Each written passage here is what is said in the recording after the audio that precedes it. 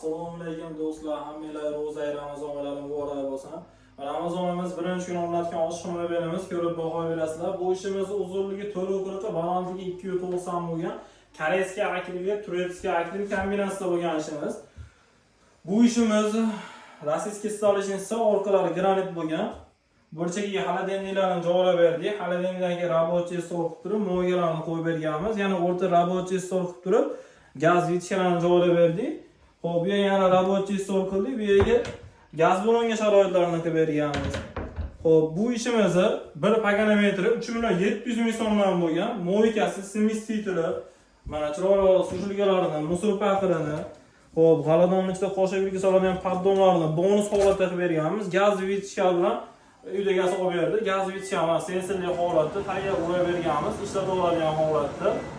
Xo'p, gaz vitkamiz 2 million so'mga olib berdik, o'zimiz birlashib oldik, Xudo xolasa.